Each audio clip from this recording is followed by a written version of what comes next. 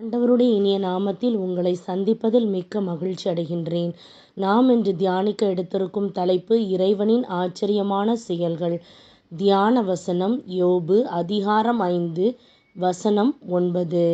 ஆராய முடியா பெரியனவற்றையும் எண்ணிலடங்கா வியக்கத்தக்கனவற்றையும் செய்பவர் அவரே. இந்த வசனத்தின் மூலமாக கடவுள் நமக்கு உணர்த்துவதை சிந்திப்போமா? கிறிஸ்துவுக்குள் பிரியமானவர்களே, நம்முடைய ஆண்டவரும் மீட்பருமான இயேசு கிறிஸ்துவின் வல்லமையுள்ள நாமத்தில் உங்களை வாழ்த்துகிறேன்.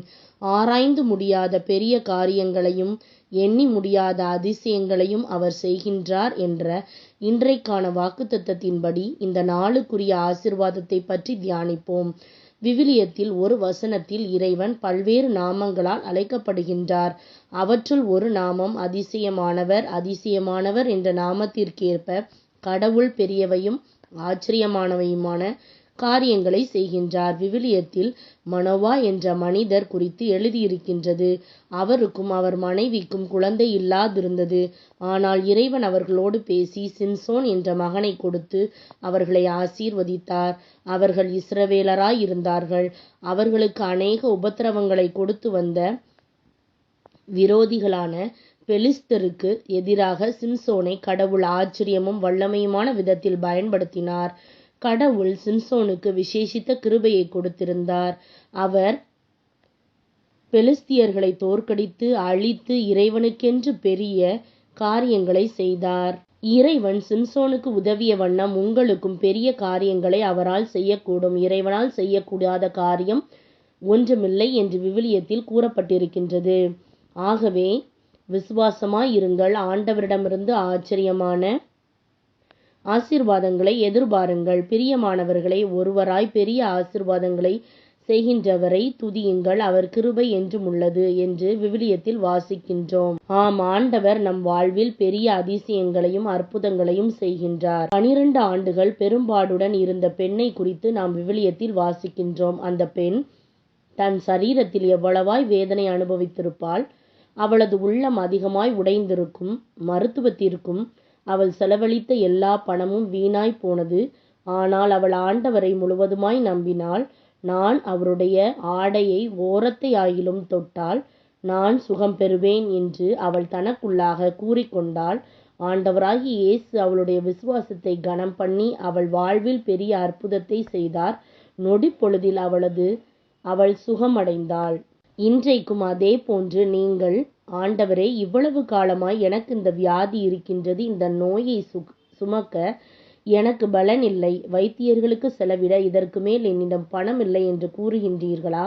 இல்லையெனில், ஆண்டவரே, எனக்கு பொருளாதாரம் குறைவுபட்டுள்ளது, எனக்கு எவ்வளவோ பொறுப்புகள் உள்ளன, அவற்றை என்னால் நிறைவேற்ற முடியவில்லை, இவ்வளவு கஷ்டமான சூழ்நிலையிலே நான் அமர்ந்திருக்கின்றேனே, எந்த மனிதராலும் ஒன்றுமே செய்ய முடியாத நிலையில் இந்த காரியங்களை எல்லாம் யாரால் மாற்ற முடியும் என்று நீங்கள் கவலையோடு நம்பிக்கையற்ற நிலைமையில் புலம்புகின்றீர்களா? மனம் கலங்காதிருங்கள். ஆராய்ந்து முடியாத பெரிய காரியங்களையும் எண்ணி முடியாத அதிசயங்களையும் அவர் செய்கின்றார் என்ற வாக்குத்தத்தம் இன்று உங்களுக்கு கடந்து வருகின்றது. ஆம், ஆண்டவர் உங்கள் வாழ்வில் அற்புதங்களையும் அதிசயங்களையும் செய்வார்.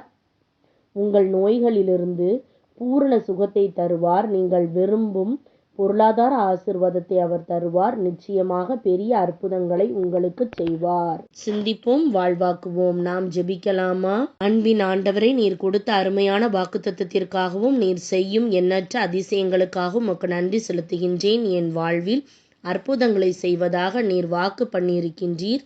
என்னுடைய தேவைகளை சந்திக்கும்படியாயும் எனக்கு பொருளாதார அற்புதத்தை செய்வதாக நீர் வாக்கு பண்ணியிருப்பதற்காக உமக்கு சோஸ்திரம். என் சரீரத்தில் உள்ள எல்லா நோய்களையும் குணமாக்குவதற்காக உமக்கு நன்றி.